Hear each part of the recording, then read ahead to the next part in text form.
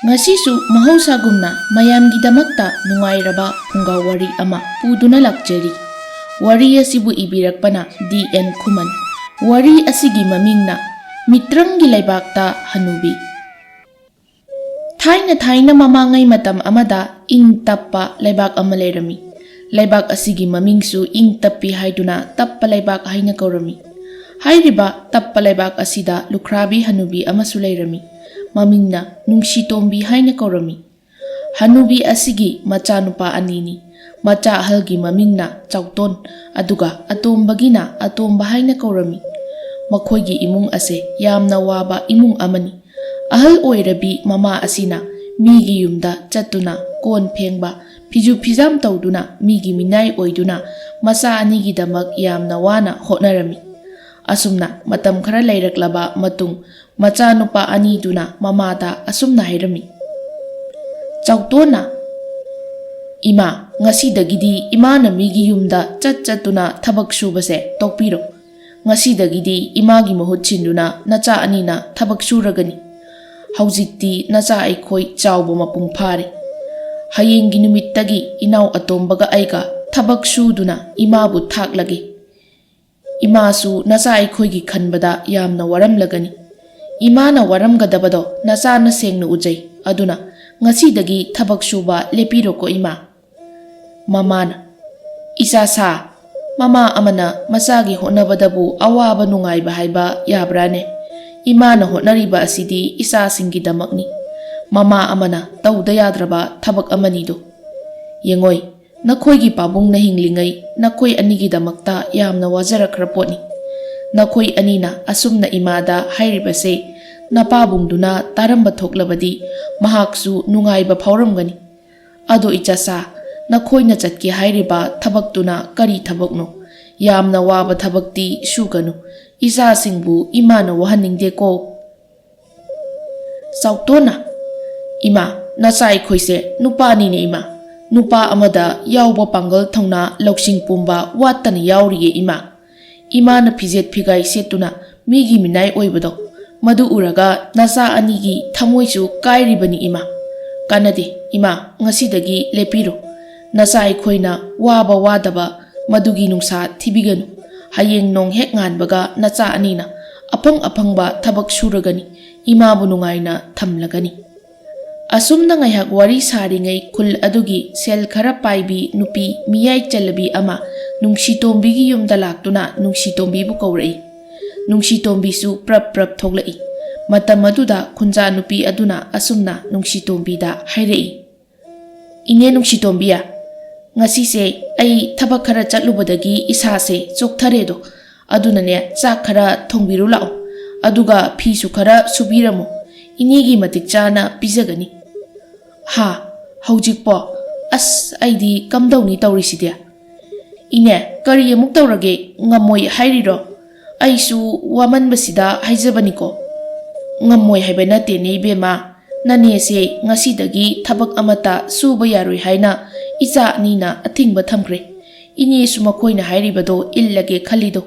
Ado ibema nahak saunuko matang sabada mateng panglage. Hoi ine na yadrabanina atopa ama thirurage. Asi hairamlaga nupi ado hankirami. Matangi numitni chauton amadi atomba kul amada laktuna yum kharagi thabak surami. Numit taba phawba suraba matung sel khara puduna mayumda puraktuna mamada pirami. Mamana su sel adubu kaithokloi khanna cheksinna thambirami. Asumna numit khudingi macha anina sel puraktuna haujikti nungsitombi imung wata padaba haibado oirakhi. Kul adugi miyoi singna so haujikti nungsitombi bu thabak subiyo haikhidre. Asumna nongma hokirami. Sautona madi atomba khara lappa kul amada amuk laklami. Matam aduda sautonga lunati naba marup amaga thengnaki. Marup adugi mamingna samu macha haina kaurami. Samu macha thengnaba aduda sautona sumna marup tuda haije. Marupti sakka yamna olamena. Phiju su ningthijaba ngakta se charame. Nati marupu khara komlabo. Marup chauton nahaki marup sei hanagi samu machadu oidrabanine. Haujikti aise sel marang kaina paire. sana lupa kayasu lepsinba ngamledo marup. Chawtona, marup adudi yamna phaba wanidana. Natte marupu matau karamna ngasigi phibam asi oirakhibano haibiyudana. Hoi hoi, adu haigena marupu hek ubada marupki nakta changlaklibanine. Atai aruba thabaka nateda. Laibak asigi chawraba turel ase hek lanbaga atopa laibak ama leiridana. Mafam aduda lalonba chatkadoribani. Ado marup samu macha lalonba hairibasi potcha yonbadu natrane. Ado aikoina yongadoribasi kari kari potchakno marup. Hera marup nang sidi hanaga yamna manadre. Karigino marupna asuk pangliba sibo. Sese ay haige ko aikoigi laibak asidagi chieng hawai. Piro makal makal kaithialdagi ahongba mamalda lauraga hairiba laibaktuda thagadoribani. Sendongdi yamna likpa sendongni adubu tungsinba hairabadi inakhunba thugadoribani. Chawtona hairisinadi sel kharadi hana mathau taridana. Sel leitrabadi lalonba yaroi. Adudi marup ai marupta wafam amata haijage. Kari wano marup chawton hekta hayudu. Sel pamlabasu aina mating pangjage. Marup na hayeng komlaba matamda chinglaklasу yaida. Chawton yamna harauba haibado oirami. Chawtona haininglibasu sel asibuni. Asumna chawtona magi maruptagi yamlaba senpham ama lauduna kaithialdagi potchai kaya ama leirami. Potpham phamliba phamlibi mayamdunasu lalonbagini haibaduda mamal khara khara su tabirami. Asumna machin manau anido makhal suraba potchai kaya ama leirami. Asumna leiba loiraba matung kaithialdagi makhoi anina samu thauba nupa amada potchai sing adubu thilhalami. Asumna numit taramdai matamda mayum yaurakki. Mayum hek yaubaga samu thauba nupa aduda sel pirami. Adugi matung chawton amadi atombana potchai mayam adubu imungda pusilaki. Mamasu chaksangda macha sing halakpaga chak saba yanaba haiduna thong thaklami. Macha anina wari sanaba tabadagi mamasu thoklaklami. Matam aduda mamado yamna ngakna macha anida asumna hairei. Hai, imagi chawton, atomba karino na koyanina tawrakliba asibo kanagi potchai no othokna suyam kreda. Atombana, ima potchai mayamse leirakpani. Hayingdagidi yambonga ikoi ani lalonbagi thabak haugadoribani. Adu ima sak yam lami ikoigi chak loidribo. Imagi atomba sakti loirabagumbani. Isa sing waramlani thiruragi. Asumna ngaihaki matung sak saraduna pothanaki. Mathangi numitni chawton wa ariba achawba ama yanduna hidoklami. Adugi matung manawbu kauduna potchai mayamdo khaw achawba kharada haplami. Adugi matung wa aduda kisinduna lengban chanaraga puraklami. Asum leptana lakpana turel adubu lanthok lanchin tawriba hibu mayamna sau sakai leiriba hithangphamdo yoraklami. Hithangphamdu hek yorakpaga hihonba singduna kadaida satawbano haina hangjai. Machin manau aninasu lalonba chatkadabani khumlami. Mafam aduda hibu nupa anina machin manaugi potchai sing adubu magi hida hapa horami. Nupa aduna hida hapa ubudagi atai hi honba singdusu thokna khirami. Makoina changsilaklebado machin manau anibu magi hina puningbagini. Asumna ngaihaki matung hi honbado machin manau anibu hiduda phamallaga hi honba aniduna honba horaklami. Asumna nungthilgi matamdagi holakpaduna tureldugi mayai yorakpada numit takhirami. Adubu hi honba nupa anidudi potha honba leptri. Asumna nongalamdaigi matamda makhoigi panthungpham yorami. Machin manau aniduna hek yaubaga hana ngaiduna leiramba lalonbi mayamna machin manaugi potching ado loina laurami. Adugi matung hi tongduna amuk halaki. Asumna lalonbagi thabakto maipunana hotnaba horaki. Asumna matam khara haujinki. Machin manau aniduna lalonba chatpada makhoi animak chap manana mana pamjaba nupi puraklami. Mama adusu macha anigi mamau lakle tabada yamna haraujaki. Asumna mamau anidunasu mama adubu luna tawjaki. Matam khara haujinkraba matungni macha anidusu numit kharani mayumda halakloi lalonba chatkani hairamlaga chatkirami. Macha anina chatkiba numit adumadi mamau aniga nungaina leiminaki. Nini suba numit tagidi mau anido thabak lautanaba horaki. Asumna mamau anibu khatnaganu ahanga managanu hairubadagi mau atombi aduna manem adubu masam khoiramki. Asumna humni suba numittasu khatnabadagi manemna khamjaki. Matam aduda manau warakpada khami haiduna manem adubu masam phoibirami. Hauziki nungsitombi makok ado chikpana chumna phamba phawba ngamjade. Phamungda changduna hiptuna ayu haina nahirami. Numidangi matam oirabada manemgi chak sarukni haiduna mamau ahalduna sa san hui haudongda thabagumna minungsi leita aremba adubu pijaki. Ahan oirabi nungsitombido mamau anida khut hanbasu ngamjada asum numit adusu haujinki. Ayuki matam oirabada nungsitombi haugatpa ngamjada adumak hiptuna leiri. Amaromdana atonba amadi sautonsu lalonba loiraduna mayum maikei panglaki. Pungja kharagi matung nungsitombi sak lamladuna chaksangda changduna magi chak saruk khakpra haina yenglami. Adubu sak maru ama phawba yawbu uramde. Sak lamba phanabani haiduna ising khara thakladuna mapanda thoklai. Aduga ngayhak hangat handa chatuna leirami. Matam aduda lukha komda sak mayam ama haidoktuna leiribado nungsitombina urami. Adubu karide hairugani. Ngayhaki matung nungsitombi khulgi mata amagi nakta satkirami. Amaromda masa ani adusu mayumda yawraktuna mamabu kaujarai. Matam aduda magi nupi anido thoglaktuna magi kada pusinki. Aduga nupi ahladuna magi mapuroiba chautonda asumna hairami. Taribra ai wa mata haijage ngasidi. Chautona kari wano hayudana tasi. Saudi saurakan Aikhoi ani yum honglasi. Mafamsida imaga inauga makhoi lejahorasanu. Ai thawayam nungaiti. Asi hairaga magi nupi ado thamoi kaibagi matawgum kapjarei. Chautona magi nupida karigi kaplibano kari tawba yaure haina hangjei. Matam aduda magi nupina oidaba wahai kaya haijinduna mamana mahakbu otpire nungsina tawbide haina kapna paudamlami. Chautonsu magi nupigi wahaidu tabada yamna saurami.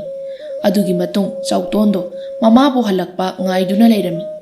Amaromda atombasu magi nupina phattaba semjin sajinba wa kaya ama haibadagi mahaksu mamabu halakpa ngaiduna leirami. Ngayhaki matung nungsitombi magi mataduna mayum phawba thilamlaga hankirami. Nungsitombi mayumgi thongjin hek kanchilakpaga macha ahal amadi atombana mamabu khamduna asumna hairei. Chautona ima kadaida chatluge haujikta yumda halaisibo. Imagi chauton atomba nakoi anisu halakledana ima mamangi sanatomi hoida chatlubani ado isa anibu saka sarabro. Atombana ima sak lairi sak tudi sarasu yai sadrasu yai nati imana khalisibu karino haiba. Aikhoina lalonba chatlingai namaude imana tawbirise karino nahaki namauna tadawna phuba chaibiba otpirise karigino imana namausi pamdrabasu nacha halakpa ngairamba yadro adudi natadana namaubu asumna tamthina otpibasidi nate imagi sibu mama machagi mari tatnarasi hairibro. Chautona amu ima aidi imasi minungsi leibi imani khallubani adubu ima wase koithoklaroi ngasidagi ai yumsida leiraroi ai imaga punna leiba ngamlaroi. Nungsitombi kapna asumna hairei. Imagi chauton atomba nakoi animakna imabu adumna urabako imanabu imausingda phattaba kari tawgadawrige phare imana asengba hairabasu nakhoini imabu thajararoi haiba khangi. Layoi khraba ahallaman chingna haibado chummidako nupibu thirabadi nupigi oikhrani haibase. Chauton atomba nakhoi animakna imabu inthoklaba natro. Phare imasu nakhoigi apambada yetlaroi nakhoina apambado tawjaro. Asi hairamlaga nungsitombi magi kada changkirami. Asumna mamabu inthoktuna yeknaba amagum thambirami. Thabum tara naupuduna pokjakhiba macha aniduna mamagi kari amata khankidre. Asumna mama adubu tati tawoina tawbirami. Khunja miyamna ukidanaba khangkidanaba amuksu nungsiba sarami. Mamana chak lamna leiba uraga nok tuna leiri. Asumna nungsitombi wana khangjari. Nongmagi numitni nungsitombido machasingi manakta leiningdraduna yumdu thadoktuna mafam khangdaba khongna puba lambi amada kapna laklami. Macha anina piklingai mamada oinakhiba kaya adubu ningsing kaptuna tengtha khongna puba lambida asum laklami. Asum leptana lakpana umang macha ama yauраklami. Mafam aduda Nungsitombi sa kaigi machinjak oikrasanu khanna hiptuna leirami. Tanza aduda chauraba kai ama laktuna Nungsitombi da manam sut namlami. Matam aduda Nungsitombi na kai aduda aibu chabiro ai hingningdre aibu hatokbiro nakhoigi nachinjak oijaro haina kaptuna kai aduda hairami. Adubu kai adudi Nungsitombi da haifet yenglamlaga adumak chatkhirami. Nungsitombi charam sadatnarabani leptana kaplakpa aduna maram oiraga wakhal mangduna mafam aduda adumak mamit uisinki.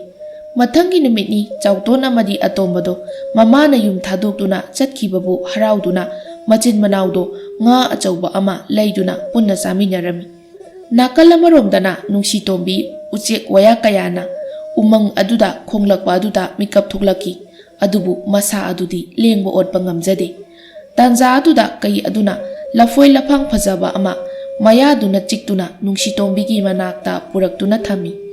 Kai adugi matau adu ubada kai aduda Nungsitombi na asumna hairami. Umang asida leiba kaijao nahaknadi ahal oirabi aibu minungsi utpiri. Aigi bibuk nungdagi pokjakhiba isa anidunadi mama aibu minungsi leitana yengbiki. Matang matam sabada kaijao nahaki laman singba ngamjage ko. Asi hairaga saram sadatnaraba Nungsitombido kaina purakliba laphoi ado charami. Laphoi sabadagi Nungsitombi sokthaba kharadi koklami. Matam aduda kaijao aduna Nungsitombi phijida chiktuna chinglami. Nungsitombi su kai aduna chingbaduda matung asum inaraklami. Ngaihaki matung nungjau khara leiba mafam amada pusilaki. Aduga surung ama leiriba aduda kaiduna lamjingduna lakminarami. Pungja khara leptana laklaba matung pak chauraba ningthijaba laibak ama yorami. Mafam ado hek yobaga Nungsitombido anauba wakhal ama masada phaujaki. Mafam aduda leiriba khuding mitpham hungba ngamda phajai. Nungsitombi na kai aduda mafam ase kari lamno haina hanglami. Matam aduda kai ado mi onthoraki aduga asumna hairei. Ima haina kaujagi. Nachase lebak asigi miyoini. Nasabu uraga ngakpiganu. Mafam ase mitrangi lebakni. Imana umangduda kappado nasana tabadagi mateng pangjagi khanna lakjabani. Haujikti ima nasaga leirasi. Mafam asida mitrangi lebak asida nasana imagi leifam chauna pigani. Asumna Nungsitombido harauba amaga loinana momon minok nokchai. Asumna mitrangi leibak tuda Nungsitombi leihali. Matam kharagi matung Nungsitombi hanadagi hena masa kangkhalakki. Naha amagi pangaldagi tadana kankhirami. Asumna kai olamba nupa aduna Nungsitombi asumna hairami. Ima ahan asuk oirabi imana karigi yum thadokduna laklibano.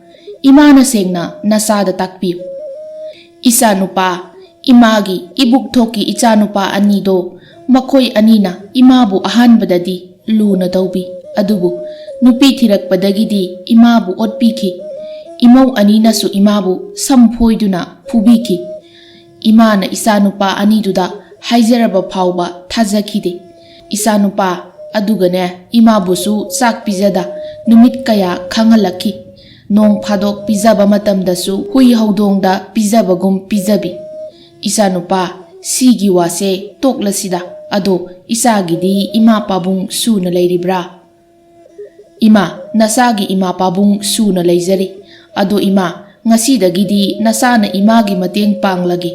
Ngasidagi imana leiriba ingkol asida mana masing maru marang hunbiro. Aduga atopa mafamsingdana nasaga loinana lalonba chatlasi. Mafam asida imana apamba maru marang thabiyu. Hek thabaga mahai saba yagadoribani.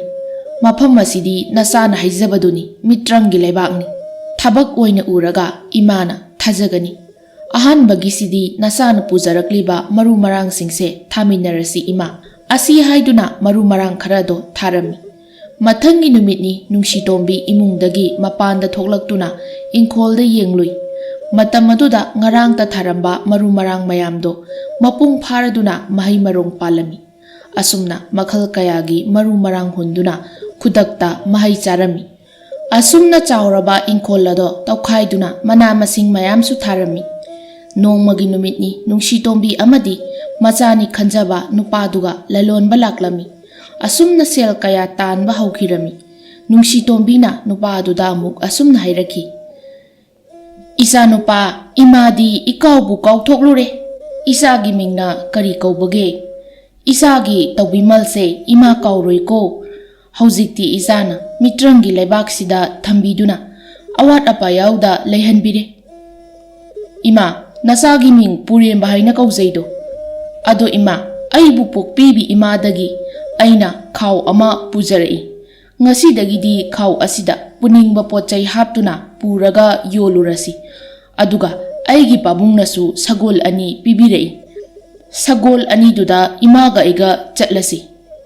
Ado isa nupa isagi khau asidi pikna ui. Masidabu pot kayamna changadawribano. Aduga sagol asidi imana thauba heiroine icha nupa. Ima nahakse onthoknasu thuna kawidako. Nasana haijakiba aduni. Mafam ase mitrangi leibakni ne ima. Sagol adusu hek tungbaga yauningba mafam yaugadawribani. Khau asisu hapliba makai chanba khauni. Nasana aigi ima pabungda imagi wari lirami. Adugi matung aina kanna haijabadagi pibirakibani. Nungsitombi hauzikti yamna haraurami. Asumna khau aduda potchai mayam haptuna lalonba horaklami. Asumna sahi ama ani haujinki. Adubu nungsitombi hanagi pibamda adumak leiri. Nakal amaromdana nungsitombi macha mamaudo hauzikti yamna warami. Saukton amadi atombasu lalonba chatpa yakidre. Nongju tha matamda nong ka hena takiba maramna lalonba chatnariba turel ado ising imai chauna laikirami. Aduga iraisu yamna kankirami. Maram asina lalol itik tawba yaramde. Sautona wakhal wana phamduna leiringai magi nupi changlaktuna asumna hairaki. Taribra aikhoibu hauzik kari tawse haibano hingdabadi yadabanina sanaba mathau tai. Sel khara leirambasu hauzikti loikre. Sel leirbasu hauzikti karisu kanadre. Cheng sak leige phangnadre. Aibudi sadrabasu yari. Isa anisibu mabuk thandana karamna leigani nupa. Chautona ha khangdreda nupi. Ai kari tawgodabano. Wakhalga amata thokdre. Isa anisibu karamna yokani. Ngayhak leiradi mabuk lambagi kaplaklani. Pharese ai saba yaba khara hangluge. Nahak pan khara leiribado phutlamu. Aduga isa anibu pizaramuko. Asi hairamlaga chauton thokirami. Amaromdana atombado magi nupina thina chairami. Aduga macha anidusu kaplami. Chauton amadi atomba nupi chap manana thikibaduna machasu ani phangma manaribani. Magi nupigi isau irangdo taraga atombado khara saurapna asumna hairei. Hai nupi chinganbi nati isa anisi nangidi nasana trabraba. Masagi mabuk thananna hotnaba haibasi mama nangisu thaudang yauribani. Itomta inthokanune aisu mapa ama oina koichen chendana hotnaridana. Se sel je lauro adugane chengchak lauro. Sel sina kari kana kadawrige. Haujikpu kadaidagi kanada sel se piraga cheng hawai leigadawrige ba. Haujik cheng hawai chana thaknaba amata leiba phangdre se nangsu khangli natro. Nanadubu taba ngamlibro nasa anisina mabuk lamduna kaplibase. Nupia nangbu amukta tapthakoba ai wakhal ngaihakta khankige karina phagani haibado. Ho wakhalga khanbiranu madugi matam natte. Natraganane aikhoi punna sirasi haibro. Ise hoigidi itaina cheng hawai chana thaknaba thiba thokre. Ho nahaksu nacha aikhoigi khanduna thibiruro. Nupia asengro nangna hairibaduwa. Phare adudi aisu khunja kharada hanglukige. Asi hairaba matung atomba thoklaki. Amaromdana chautondo kun adugi lawyam uba amagi yumda laktuna cheng nirami. Adubu yumbu aduna thina chaiduna thadoraki. Atombasu hairiba yum aduda amuk laktuna sel pige cheng pibiyu hairami. Matam aduda ꯌꯨꯝꯕꯨ ꯅꯨꯄꯥꯗꯨꯅ ꯑꯁꯨꯝꯅ ꯍꯥꯏꯔꯛꯈꯤ, ꯍꯩ ꯍꯩ ꯑꯇꯣꯝꯕ, ꯇꯥꯗ ꯆꯦꯡ ꯄꯤꯕ ꯉꯝꯃꯣꯏꯀꯣ, ꯍꯧꯖꯤꯛ ꯏꯁꯤꯡ ꯏꯃꯥꯏꯁꯨ ꯃꯌꯦꯡ ꯇꯥꯗꯅ ꯂꯩꯔꯤ, ꯂꯧ ꯎꯕꯁꯨ ꯌꯥꯅꯤ ꯌꯥꯔꯣꯏ ꯈꯪꯗ꯭ꯔꯤ, ꯂꯩꯔꯤꯕ ꯆꯦꯡ ꯈꯔꯁꯤꯗꯤ ꯀꯅꯥꯗꯁꯨ ꯄꯤꯔꯔꯣꯏꯅꯦ, ꯏꯆꯥ ꯏꯁꯨꯁꯤꯡꯒꯤ ꯊꯝꯂꯤꯕꯅꯤ, ꯑꯩꯈꯣꯏꯒꯤꯅꯦ ꯁꯤꯔꯁꯨ ꯌꯥꯕ ꯆꯍꯤ ꯃꯇꯥꯡꯅꯤ, ꯃꯃꯥ ꯃꯄꯥꯅ ꯃꯆꯥꯕꯨ ꯅꯨꯡꯁꯤꯕꯒꯤꯅꯤ, ꯃꯈꯣꯏꯒꯤꯅꯤ ꯊꯝꯂꯤꯕ ꯃꯌꯥꯝꯁꯦ, ꯃꯃꯥ ꯃꯄꯥꯅ ꯃꯆꯥꯁꯤꯡꯒꯤ ꯀꯌꯥꯝ ꯈꯜꯂꯤ ꯀꯌꯥꯝ ꯅꯨꯡꯁꯤ ꯍꯥꯏꯕꯁꯦ ꯅꯣꯏꯅꯗꯤ ꯈꯪꯂꯝꯒꯅꯤ ꯊꯥꯖꯗꯦ, ꯂꯩꯇꯦ ꯂꯩꯇꯦ, ꯆꯠꯂꯣ ꯆꯠꯂꯣ꯫ ꯑꯁꯨꯝꯅ ꯑꯇꯣꯝꯕ ꯌꯥꯝꯅ ꯋꯥꯅ ꯂꯥꯛꯂꯝꯃꯤ꯫ ꯂꯥꯛꯄꯒꯤ ꯂꯝꯕꯤꯗ ꯌꯨꯝꯕꯨ ꯅꯨꯄꯥꯗꯨꯒꯤ ꯋꯥꯍꯩ ꯑꯃꯈꯛ ꯅꯥꯀꯣꯡꯗ ꯁꯤꯡꯖꯥ ꯌꯩꯗꯨꯅ ꯇꯥꯔꯤ, ꯃꯗꯨꯗꯤ ꯃꯃꯥ ꯃꯄꯥꯅ ꯃꯆꯥꯕꯨ ꯀꯌꯥꯝ ꯅꯨꯡꯁꯤ ꯍꯥꯏꯕ ꯋꯥꯍꯩꯁꯤꯅꯤ꯫ ꯑꯗꯨꯕꯨ ꯑꯇꯣꯝꯕ ꯃꯆꯥ ꯑꯃꯗꯤ ꯃꯥꯒꯤ ꯅꯨꯄꯤꯗꯨꯒꯤ ꯆꯥꯅꯅꯕ ꯀꯔꯤꯒꯨꯝꯕ ꯈꯔꯗꯤ ꯄꯨꯗꯕ ꯌꯥꯗꯦ ꯈꯟꯅ ꯌꯨꯝ ꯈꯨꯗꯤꯡꯒꯤ ꯆꯪꯗꯨꯅ ꯅꯤꯔꯝꯃꯤ, ꯑꯗꯨꯕꯨ ꯐꯪꯈꯤꯗꯦ꯫ ꯑꯁꯨꯝꯅ ꯃꯈꯣꯏ ꯋꯥꯅ ꯈꯥꯡꯗꯨꯅ ꯂꯩꯔꯤ꯫ ꯑꯃꯔꯣꯝꯗꯅ ꯄꯨꯔꯦꯝꯕ ꯅꯨꯡꯁꯤꯇꯣꯝꯕꯤꯒꯤ ꯅꯥꯛꯇ ꯂꯥꯛꯇꯨꯅ ꯑꯁꯨꯝꯅ ꯍꯥꯏꯔꯝꯃꯤ, ꯏꯃꯥ, ꯍꯧꯖꯤꯛꯇꯤ ꯁꯦꯜ ꯌꯥꯝꯅ ꯄꯥꯏꯔꯅꯤ, ꯑꯗꯨꯗꯁꯨ ꯅꯠꯇꯅ ꯃꯤꯒꯤ ꯃꯤꯅꯨꯡꯁꯤꯁꯨ ꯐꯪꯂꯅꯤ, ꯍꯌꯦꯡꯁꯦ ꯏꯃꯥꯒ ꯑꯩꯒ ꯆꯦꯡ ꯍꯋꯥꯏ ꯄꯨꯗꯨꯅ ꯇꯞꯄ ꯍꯥꯏꯔꯤꯕ ꯂꯩꯕꯥꯛꯇꯨꯗ ꯆꯠꯇꯨꯅ ꯃꯌꯥꯝꯒꯤ ꯃꯇꯦꯡ ꯄꯥꯡꯕ ꯑꯣꯏꯅ ꯆꯠꯁꯤꯗꯣ꯫ ꯏꯆꯥꯅꯨꯄꯥ, ꯇꯞꯄ ꯂꯩꯕꯥꯛ ꯍꯥꯏꯕ ꯅꯠꯇꯦ, ꯂꯩꯕꯥꯛ ꯑꯗꯨꯗ ꯀꯔꯤ ꯈꯨꯗꯣꯡ ꯊꯤꯕ ꯇꯥꯔꯒꯦꯅꯦ? ꯏꯃꯥ, ꯇꯞꯄ ꯂꯩꯕꯥꯛꯁꯦ ꯅꯣꯡꯖꯨ ꯊꯥ ꯃꯇꯝꯗ ꯅꯣꯡ ꯂꯦꯞꯇꯅ ꯇꯥꯈꯤꯕꯅ ꯃꯔꯝ ꯑꯣꯏꯔꯒ ꯂꯩꯕꯥꯛꯇꯨꯒꯤ ꯃꯤꯑꯣꯏ ꯄꯨꯝꯕ ꯆꯥꯗ ꯊꯛꯇꯅ ꯁꯤꯕ ꯌꯥꯎꯅꯔꯦ, ꯁꯦꯜ ꯂꯩꯔꯕꯁꯨ ꯆꯥꯅꯕ ꯂꯩꯕ ꯐꯪꯗꯕ, ꯑꯁꯤꯒꯨꯝꯕ ꯀꯌꯥꯁꯤꯅ ꯃꯔꯝ ꯑꯣꯏꯔꯒ ꯂꯥꯏꯔꯕ ꯀꯌꯥ, ꯅꯨꯄꯤ ꯑꯉꯥꯡ ꯐꯥꯎꯕ ꯁꯤꯕ ꯌꯥꯎꯅꯔꯦ꯫ ꯄꯥꯎ ꯑꯁꯦ ꯑꯩꯒꯤ ꯄꯥꯕꯨꯡꯅ ꯇꯝꯂꯛꯄꯅꯤ ꯏꯃꯥ꯫ ꯀꯥꯟꯅꯗꯦ ꯏꯃꯥ, ꯑꯩ ꯈꯥꯎ ꯑꯁꯤꯗ ꯆꯦꯡ ꯍꯋꯥꯏ ꯄꯩꯈꯩ ꯍꯥꯞꯂꯒꯦ, ꯏꯃꯥꯁꯨ ꯂꯣꯏꯁꯤꯟꯕꯤꯔꯣ꯫ ꯑꯁꯨꯝꯅ ꯃꯤꯀꯨꯞ ꯈꯔꯒꯤ ꯃꯇꯨꯡ ꯄꯨꯔꯦꯝꯕ ꯑꯃꯗꯤ ꯅꯨꯡꯁꯤꯇꯣꯝꯕꯤ ꯆꯦꯡ ꯍꯋꯥꯏ ꯃꯌꯥꯝ ꯄꯨꯔꯗꯨꯅ ꯃꯤꯇ꯭ꯔꯪꯒꯤ ꯁꯒꯣꯜꯗꯨꯗ ꯇꯣꯡꯗꯨꯅ ꯇꯞꯄ ꯂꯩꯕꯥꯛꯇ ꯌꯧꯔꯛꯂꯝꯃꯤ꯫ ꯂꯩꯕꯥꯛ ꯑꯗꯨꯒꯤ ꯃꯤꯑꯣꯏ ꯀꯌꯥꯅ, ꯋꯥꯈꯜ ꯋꯥꯅ ꯀꯞꯄ ꯄꯤꯛꯂꯤꯕ ꯑꯉꯥꯡ ꯀꯌꯥꯅ ꯀꯟꯅ ꯀꯟꯅ ꯀꯞꯂꯤꯕ ꯃꯌꯥꯝ ꯑꯗꯣ ꯇꯥꯕꯗꯒꯤ ꯅꯨꯡꯁꯤꯇꯣꯝꯕꯤꯗꯣ ꯊꯃꯣꯏ ꯁꯣꯛꯅ ꯅꯨꯡꯉꯥꯏꯖꯔꯝꯗꯦ꯫ ꯑꯁꯨꯝꯅ ꯃꯈꯣꯏꯅ ꯄꯨꯔꯛꯂꯤꯕ ꯆꯦꯡ ꯍꯋꯥꯏ ꯃꯌꯥꯝꯗꯣ ꯁꯦꯜ ꯄꯤꯕ ꯄꯤꯗꯕ ꯌꯦꯟꯊꯣꯛꯂꯝꯃꯤ꯫ ꯑꯁꯨꯝꯅ ꯅꯨꯃꯤꯠ ꯈꯨꯗꯤꯡꯒꯤ ꯃꯌꯥꯝꯗ ꯌꯦꯟꯕ ꯂꯦꯞꯂꯝꯗꯦ꯫ ꯑꯁꯨꯝꯅ ꯆꯦꯡ ꯍꯋꯥꯏ ꯆꯥꯅ ꯊꯛꯅꯕ ꯃꯌꯥꯝ ꯌꯦꯜꯂꯤ ꯍꯥꯏꯕꯒꯤ ꯄꯥꯎ ꯑꯁꯦ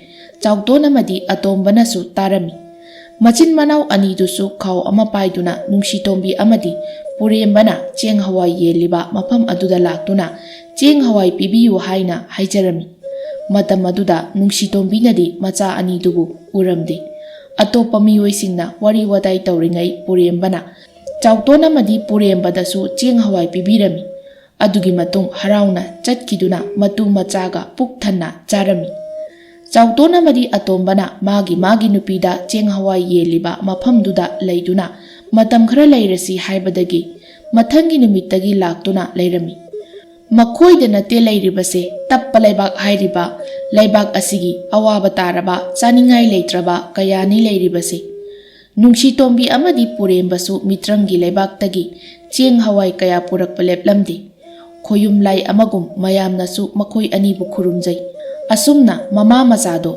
ꯊꯦꯡꯅꯧ ꯇꯝꯂꯝꯕꯅ ꯅꯨꯡꯁꯤꯇꯣꯝꯕꯤꯅ ꯃꯌꯥꯝꯒꯤ ꯈꯥꯎ ꯑꯗꯨ ꯂꯧꯔꯒ ꯑꯁꯨꯝ ꯃꯊꯪ ꯃꯊꯪ ꯆꯦꯡ ꯍꯋꯥꯏ ꯍꯥꯞꯇꯨꯅ ꯄꯤꯔꯝꯃꯤ꯫ ꯁꯦꯜ ꯄꯥꯏꯕ ꯈꯔꯅꯗꯤ ꯃꯗꯨꯒꯤ ꯃꯃꯜ ꯄꯤꯔꯝꯃꯤ, ꯑꯗꯨꯕꯨ ꯁꯦꯜ ꯂꯩꯇꯕ ꯀꯌꯥꯅꯗꯤ ꯊꯥꯒꯠ ꯋꯥꯍꯩ ꯍꯥꯏꯕꯤꯔꯝꯃꯤ꯫ ꯅꯨꯡꯁꯤꯇꯣꯝꯕꯤ ꯃꯌꯥꯝꯒꯤ ꯃꯇꯦꯡ ꯄꯥꯡꯅꯤꯡꯕꯅ ꯁꯦꯜ ꯄꯤꯕ ꯄꯤꯗꯕ ꯑꯗꯨꯃꯛ ꯆꯦꯡ ꯍꯋꯥꯏ ꯌꯦꯟꯕ ꯂꯦꯞꯇ꯭ꯔꯤ꯫ ꯃꯇꯝ ꯑꯗꯨꯗ ꯆꯥꯎꯇꯣꯟꯒꯤ ꯃꯆꯥꯅꯨꯄꯥ ꯑꯍꯟꯅ ꯑꯁꯨꯝꯅ ꯍꯥꯏꯔꯛꯏ, ꯄꯥꯕꯨꯡ ꯄꯥꯕꯨꯡ, ꯆꯦꯡ ꯌꯦꯜꯂꯤꯕ ꯑꯕꯣꯛꯁꯦ ꯑꯩꯈꯣꯏꯒꯤ ꯑꯕꯣꯛ ꯑꯣꯏꯔꯝꯃꯗꯤ ꯆꯥꯛ ꯃꯌꯥꯝ ꯆꯥꯅꯤꯀꯣ, ꯄꯨꯛꯀꯁꯦ ꯑꯣꯛꯈꯥꯏꯅꯤꯀꯣ ꯄꯥꯕꯨꯡ, ꯑꯩꯗꯤ ꯑꯕꯣꯛꯁꯦ ꯑꯩꯒꯤ ꯕꯣꯕꯣꯛ ꯑꯣꯏꯅꯤꯡꯉꯦ ꯄꯥꯕꯨꯡ꯫ ꯍꯩ, ꯀꯔꯤ ꯑꯉꯥꯡꯅꯣꯅꯦ ꯁꯤꯗꯤ, ꯑꯇꯣꯞꯄ ꯂꯩꯕꯥꯛꯀꯤ ꯃꯤꯅꯤꯅꯦ, ꯅꯍꯥꯛꯀꯤ ꯕꯣꯕꯣꯛꯇꯤ꯫ ꯑꯁꯤ ꯍꯥꯏꯔꯒ ꯃꯈꯥ ꯇꯥꯕ ꯉꯝꯗ ꯆꯞ ꯂꯦꯞꯈꯤ꯫ ꯃꯍꯥꯛꯅ ꯆꯞ ꯂꯦꯞꯂꯤꯕꯁꯦ ꯄꯤꯛꯂꯤꯉꯩ ꯃꯃꯥꯅ ꯃꯉꯣꯟꯗ ꯍꯥꯏꯈꯤꯕ ꯋꯥꯍꯩ ꯑꯃ ꯅꯤꯡꯁꯤꯡꯕꯗꯒꯤꯅꯤ꯫ ꯆꯥꯎꯇꯣꯟ ꯃꯃꯥꯒꯤ ꯈꯣꯟꯖꯦꯜ ꯑꯗꯨꯅ ꯇꯥꯈꯤꯕ ꯃꯥꯏꯀꯩ ꯑꯗꯣꯝꯗ ꯀꯣꯏꯌꯦꯡ ꯌꯦꯡꯗꯨꯅ ꯂꯩꯔꯝꯃꯤ꯫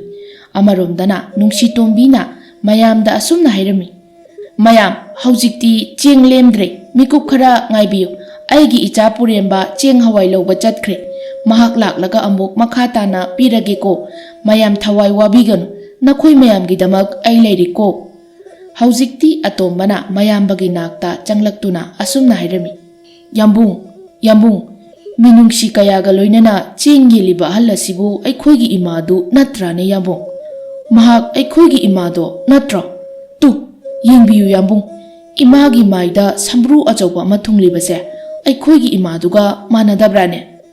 ꯆꯥꯎꯇꯣꯟꯁꯨ ꯃꯨꯟꯅ ꯌꯦꯡꯂꯝꯃꯤ꯫ ꯃꯇꯝ ꯑꯗꯨꯗ ꯃꯃꯥꯅꯤ ꯍꯥꯏꯕ ꯈꯪꯂꯛꯈꯤ꯫ ꯆꯥꯎꯇꯣꯟ ꯑꯃꯗꯤ ꯑꯇꯣꯝꯕꯅ ꯃꯥꯒꯤ ꯅꯨꯄꯤ ꯑꯗꯨꯕꯨ ꯈꯔ ꯀꯧꯊꯣꯛꯂꯒ ꯑꯁꯨꯝꯅ ꯍꯥꯏꯔꯝꯃꯤ꯫ ꯆꯥꯎꯇꯣꯟꯅ, ꯍꯥꯏ ꯅꯨꯄꯤꯌꯥ, ꯅꯍꯥꯛꯅ ꯅꯣꯡꯃ ꯍꯥꯏꯈꯤꯕꯗꯣ ꯁꯦꯡꯅ ꯈꯨꯝꯃꯨ, ꯅꯠꯇ꯭ꯔꯕꯗꯤ ꯑꯩꯒꯤ ꯈꯨꯠ ꯑꯁꯤꯅ ꯄꯦꯟꯅ ꯅꯪꯕꯨ ꯍꯥꯠꯀꯅꯤ꯫ ꯑꯁꯨꯛ ꯃꯤꯅꯨꯡꯁꯤ ꯂꯩꯕꯤ ꯄꯨꯛꯆꯦꯜ ꯆꯥꯎꯕꯤ ꯑꯩꯒꯤ ꯏꯃꯥꯁꯤꯅ ꯅꯈꯣꯏꯗꯕꯨ ꯇꯥꯊꯤ ꯇꯥꯑꯣꯏꯅ ꯇꯧꯈꯤꯕ꯭ꯔꯥ ꯍꯥꯏꯌꯨ꯫ ꯃꯄꯥ, ꯑꯩ ꯂꯥꯟꯈ꯭ꯔꯦ꯫ ꯑꯩꯅ ꯅꯍꯥꯛꯀꯤ ꯁꯦꯜ ꯈꯔ ꯑꯗꯣ ꯃꯤꯍꯧꯔꯨꯕꯗꯒꯤ, ꯅꯍꯥꯛꯀꯤ ꯏꯃꯥꯗ ꯄꯤꯍꯟꯅꯤꯡꯗꯕꯗꯒꯤ ꯅꯍꯥꯛꯅ ꯂꯩꯇ꯭ꯔꯤꯉꯩ ꯏꯃꯥꯕꯨ ꯑꯩꯈꯣꯏꯅ ꯑꯣꯠꯄꯤꯕꯅꯤ꯫ ꯏꯔꯥꯜꯅ ꯌꯣꯝꯂꯕꯤ ꯑꯩꯅꯤ꯫ ꯂꯤꯟꯅ ꯃꯈꯨꯜ ꯆꯪꯂꯝꯗꯥꯏ ꯆꯨꯝꯃꯤ ꯍꯥꯏꯕꯗꯣ ꯉꯁꯤꯗꯤ ꯑꯩꯉꯣꯟꯗ ꯊꯣꯛꯂꯔꯤ꯫ ꯑꯩꯒꯤ ꯑꯔꯥꯟꯕ ꯋꯥꯍꯩ ꯀꯌꯥꯅ ꯏꯃꯥꯕꯨ ꯇꯥꯟꯈꯤꯕꯅꯤ꯫ ꯍꯥ?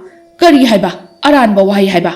ꯄꯪꯉꯤꯗꯀꯣ ꯑꯩꯁꯦ, ꯑꯩ ꯄꯦꯟꯗꯦꯗꯀꯣ꯫ ꯏꯃꯥꯅ ꯃꯆꯥ ꯑꯩꯕꯨ ꯀꯌꯥꯗ ꯋꯥꯔꯧꯔꯝꯒꯅꯤ꯫ ꯑꯩꯅ ꯑꯩꯒꯤ ꯏꯆꯥ ꯅꯨꯡꯁꯤꯕ ꯑꯁꯤꯒꯨꯝꯅ ꯏꯃꯥꯅꯁꯨ ꯃꯆꯥ ꯑꯩꯕꯨ ꯅꯨꯡꯁꯤꯔꯝꯒꯅꯤꯀꯣ꯫ ꯅꯪ ꯍꯧꯖꯤꯛꯃꯛ ꯏꯃꯥꯗ ꯂꯥꯜꯂꯦ ꯍꯥꯏꯅ ꯅꯈꯨꯠꯂꯣꯟꯅꯗꯨꯅ ꯈꯨꯔꯝꯃꯨ꯫ ꯑꯁꯤ ꯍꯥꯏꯔꯒ ꯂꯥꯛꯇꯨꯅ ꯃꯃꯥꯒꯤ ꯃꯅꯥꯛꯇ ꯏꯟꯁꯤꯟꯈꯤꯔꯝꯃꯤ꯫ ꯑꯇꯣꯝꯕꯅꯁꯨ ꯃꯥꯒꯤ ꯅꯨꯄꯤꯕꯨ ꯏꯟꯁꯤꯟꯈꯤꯔꯝꯃꯤ꯫ ꯃꯇꯝ ꯑꯗꯨꯗ ꯃꯆꯥꯁꯤꯡ ꯑꯗꯨꯅ ꯃꯃꯥꯗ ꯀꯣꯟꯗꯨꯅ ꯏꯃꯥ ꯐꯨꯕꯤꯒꯅꯨ ꯍꯥꯏꯅ ꯀꯞꯅ ꯀꯞꯅ ꯃꯄꯥ ꯑꯅꯤꯗꯨꯗ ꯍꯥꯏꯔꯝꯃꯤ꯫ ꯃꯇꯝ ꯑꯗꯨꯗ ꯅꯨꯡꯁꯤꯇꯣꯝꯕꯤꯅ ꯃꯆꯥ ꯑꯅꯤꯕꯨ ꯎꯖꯈꯤ꯫ ꯃꯆꯥ ꯑꯅꯤ ꯎꯔꯕꯗ ꯅꯨꯡꯁꯤꯇꯣꯝꯕꯤ ꯃꯃꯥꯏ ꯑꯗꯣ ꯐꯤ ꯑꯃꯅ ꯍꯥꯏꯐꯦꯠ ꯈꯨꯝꯖꯤꯜꯂꯤ꯫ ꯇꯥꯟꯖꯥ ꯑꯗꯨꯗ ꯄꯨꯔꯦꯝꯕꯁꯨ ꯌꯧꯔꯛꯈꯤ꯫ ꯄꯨꯔꯦꯝꯕꯁꯨ ꯃꯐꯝ ꯑꯗꯨꯗ ꯑꯣꯏꯔꯝꯂꯤꯕ ꯐꯤꯚꯝ ꯑꯗꯣ ꯇꯤꯡꯉꯛ ꯇꯤꯡꯉꯛ ꯌꯦꯡꯗꯨꯅ ꯂꯩ꯫ ꯅꯨꯡꯁꯤꯇꯣꯝꯕꯤ ꯃꯆꯥ ꯃꯃꯧꯕꯨ ꯅꯨꯡꯁꯤꯔꯔꯣꯏ ꯀꯥꯎꯔꯒꯦ ꯈꯟꯈ꯭ꯔꯕꯁꯨ ꯃꯁꯨ ꯃꯔꯤ ꯑꯗꯨꯕꯨꯗꯤ ꯅꯨꯡꯁꯤꯕ ꯐꯥꯎꯔꯛꯈꯤ꯫ ꯃꯁꯨ ꯃꯔꯤꯅ ꯀꯞꯄ ꯎꯔꯒ ꯅꯨꯡꯁꯤꯇꯣꯝꯕꯤ ꯃꯃꯧ ꯑꯅꯤꯒꯤ ꯃꯔꯥꯟꯕꯨꯗꯤ ꯉꯥꯛꯄꯤꯔꯒꯦ ꯈꯟꯈ꯭ꯔꯦ꯫ ꯃꯗꯨ ꯅꯠꯇ꯭ꯔꯕꯗꯤ ꯃꯁꯨꯁꯤꯡ ꯑꯋꯥꯕ ꯇꯥꯍꯧꯔꯒꯅꯤ ꯍꯥꯏꯕ ꯈꯪꯖꯩ꯫ ꯅꯨꯡꯁꯤꯇꯣꯝꯕꯤ ꯃꯁꯨ ꯃꯔꯤ ꯑꯗꯨꯕꯨ ꯀꯞꯀꯅꯨ ꯍꯥꯏꯅ ꯊꯦꯝꯖꯔꯤ꯫ ꯃꯇꯝ ꯑꯗꯨꯗ ꯃꯃꯧ ꯑꯅꯤꯅ ꯃꯃꯥꯒꯤ ꯃꯈꯣꯡ ꯁꯣꯛꯅ ꯉꯥꯛꯄꯤꯌꯨ ꯂꯥꯟꯖꯔꯦ ꯍꯥꯏꯕ ꯋꯥꯍꯩꯁꯤ ꯍꯟꯖꯤꯟ ꯍꯟꯖꯤꯟ ꯍꯥꯏꯖꯈꯤ꯫ ꯅꯨꯡꯁꯤꯇꯣꯝꯕꯤ ꯃꯃꯧꯕꯨ ꯉꯥꯛꯄꯤꯈꯤ꯫ ꯑꯗꯨꯒꯤ ꯃꯇꯨꯡ ꯃꯆꯥ ꯑꯅꯤꯁꯨ ꯉꯥꯛꯄꯤꯌꯨ ꯂꯥꯜꯂꯦ ꯍꯥꯏꯅ ꯍꯥꯏꯔꯝꯃꯤ꯫ ꯑꯁꯨꯝꯅ ꯃꯃꯥ ꯑꯣꯏꯕꯤꯅ ꯃꯆꯥ ꯃꯃꯧꯕꯨ ꯉꯥꯛꯄꯤꯈꯤ꯫ ꯃꯃꯥ ꯃꯄꯥ ꯃꯅꯦꯝ ꯃꯀꯨꯅꯕꯨ ꯃꯆꯥ ꯃꯃꯧꯗ ꯀꯌꯥꯝ ꯀꯨꯏꯅ ꯁꯥꯎꯕ ꯉꯝꯒꯅꯤ? ꯄꯨꯝꯅꯃꯛ ꯃꯆꯥꯅꯤ, ꯃꯃꯧꯅꯤ꯫ ꯑꯁꯨꯝꯅ ꯉꯥꯛꯄꯤꯔꯕ ꯃꯇꯨꯡ ꯃꯆꯥ ꯃꯃꯧꯅ ꯃꯈꯣꯏꯕꯨ ꯊꯥꯗꯣꯛꯇꯨꯅ ꯆꯠꯄꯤꯔꯒꯅꯨ ꯍꯥꯏꯅ ꯈꯣꯡ ꯄꯥꯏꯗꯨꯅ ꯍꯥꯏꯖꯩ꯫ ꯑꯗꯨꯕꯨ ꯅꯨꯡꯁꯤꯇꯣꯝꯕꯤꯗꯤ ꯑꯃꯨꯛ ꯍꯟꯅ ꯃꯈꯣꯏꯒ ꯄꯨꯜꯂꯔꯣꯏ ꯈꯟꯈ꯭ꯔꯦ꯫ ꯃꯔꯝ ꯑꯗꯨꯅ ꯑꯁꯨꯝꯅ ꯃꯆꯥ ꯃꯃꯧꯗ ꯍꯥꯏꯔꯛꯈꯤ꯫ ꯏꯆꯥꯁꯥ, ꯏꯃꯧꯁꯥ, ꯅꯈꯣꯏ ꯏꯃꯥꯗ ꯋꯥꯍꯩ ꯑꯗꯨꯃꯗꯤ ꯍꯥꯏꯔꯒꯅꯨ꯫ ꯏꯃꯥ ꯑꯃꯨꯛ ꯍꯟꯅ ꯌꯨꯝ ꯑꯗꯨꯗ ꯂꯩꯔꯔꯣꯏ ꯈꯟꯅ ꯈꯣꯡ ꯑꯁꯦ ꯊꯥꯡꯗꯣꯛꯂꯨꯔꯦ꯫ ꯑꯗꯨꯅ ꯑꯩꯒꯤ ꯋꯥꯈꯜꯗ ꯈꯟꯈꯤꯕ ꯑꯁꯦ ꯀꯥꯏꯍꯜꯂꯔꯣꯏ꯫ ꯅꯈꯣꯏ ꯅꯨꯡꯉꯥꯏꯅ ꯂꯩꯌꯨ꯫ ꯏꯃꯥꯗꯤ ꯁꯤꯈ꯭ꯔꯦ ꯍꯥꯏꯅ ꯈꯜꯂꯨꯀꯣ꯫ ꯅꯈꯣꯏ ꯅꯔꯥ ꯂꯩꯇꯦ, ꯂꯥꯜꯂꯤꯕꯗꯤ ꯏꯃꯥꯅꯤ꯫ ꯏꯃꯥꯅ ꯅꯈꯣꯏꯒꯤ ꯅꯥꯛꯇ ꯅꯈꯣꯏꯒ ꯄꯨꯟꯅ ꯂꯩꯇ꯭ꯔꯕꯁꯨ ꯃꯇꯝ ꯄꯨꯝꯅꯃꯛꯇ ꯅꯈꯣꯏꯕꯨ ꯏꯃꯥꯒꯤ ꯏꯊꯥꯅꯨꯡꯗ ꯂꯦꯡꯗꯅ ꯊꯝꯂꯤ꯫ ꯀꯔꯝꯕ ꯃꯃꯥꯅ ꯃꯆꯥ ꯐꯠꯇꯦ ꯍꯥꯏꯔꯕꯁꯨ ꯅꯨꯡꯁꯤꯗꯕ ꯌꯥꯎꯕꯒꯦ?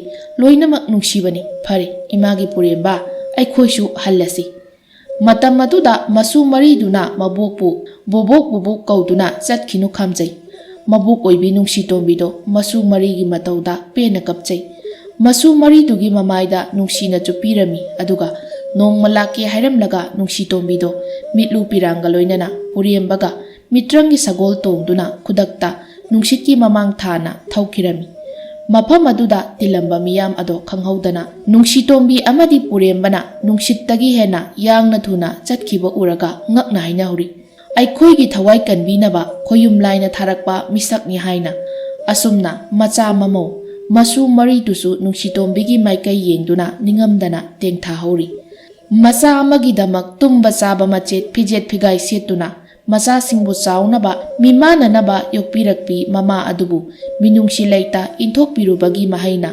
ꯆꯥꯎꯇꯣꯟ ꯑꯃꯗꯤ ꯑꯇꯣꯝꯕꯒꯤ ꯃꯆꯥꯁꯤꯡꯗꯨꯅ ꯆꯥꯎꯔꯛꯂꯒ ꯃꯃꯥ ꯑꯅꯤꯗꯨꯕꯨ ꯇꯥꯊꯤ ꯇꯥꯑꯣꯏꯅ ꯇꯧꯔꯝꯃꯤ꯫ ꯑꯩꯅ ꯅꯨꯡ ꯂꯪꯂꯨꯔꯕꯗꯤ ꯃꯤꯅꯁꯨ ꯂꯪꯂꯛꯄ ꯇꯥꯕꯅꯤ꯫ ꯑꯩꯅ ꯃꯤꯅꯨꯡꯁꯤ ꯎꯠꯂꯕꯗꯤ ꯃꯤꯅꯁꯨ ꯃꯤꯅꯨꯡꯁꯤ ꯎꯠꯂꯛꯄ ꯇꯥꯕꯅꯤ꯫ ꯑꯩꯅ ꯑꯩꯒꯤ ꯏꯄꯥ ꯏꯃꯥꯕꯨ ꯏꯟꯊꯣꯛꯂꯕꯗꯤ ꯑꯩꯒꯤ ꯏꯆꯥꯅꯁꯨ ꯃꯃꯥ ꯃꯄꯥꯕꯨ ꯏꯟꯊꯣꯛꯄ ꯍꯥꯏꯕꯁꯦ ꯁꯣꯏꯗ꯭ꯔꯕꯅꯤ꯫ ꯑꯁꯨꯝꯅ ꯅꯨꯡꯁꯤꯇꯣꯝꯕꯤ ꯃꯤꯇ꯭ꯔꯪꯒꯤ ꯂꯩꯕꯥꯛꯇꯨꯗ ꯌꯥꯝꯅ ꯅꯨꯡꯉꯥꯏꯅ ꯂꯩꯈꯤ꯫ ꯋꯥꯔꯕ ꯂꯥꯏꯔꯕ ꯀꯅꯥ ꯂꯩꯖꯗ꯭ꯔꯕ ꯆꯥꯅꯤꯡꯉꯥꯏ ꯊꯛꯅꯤꯡꯉꯥꯏ ꯂꯩꯇꯕ ꯃꯤꯑꯣꯏ ꯀꯌꯥꯒꯤ ꯃꯇꯦꯡ ꯄꯥꯡꯗꯨꯅ ꯅꯨꯡꯁꯤꯇꯣꯝꯕꯤ ꯃꯇꯝ ꯄꯨꯝꯕꯗ ꯊꯧꯅꯥ ꯑꯃꯒ ꯂꯣꯏꯅꯅ ꯃꯤꯇ꯭ꯔꯪꯒꯤ ꯂꯩꯕꯥꯛꯇ ꯂꯩꯈꯤꯔꯝꯃꯤ꯫ ꯆꯥꯎꯇꯣꯟ ꯑꯃꯗꯤ ꯑꯇꯣꯝꯕ ꯃꯃꯥꯕꯨ ꯅꯤꯡꯁꯤꯡꯗꯨꯅ ꯀꯞꯅ ꯀꯞꯅ ꯃꯇꯝ ꯄꯨꯝꯕꯗ ꯂꯦꯟꯕ ꯇꯥꯈꯤ꯫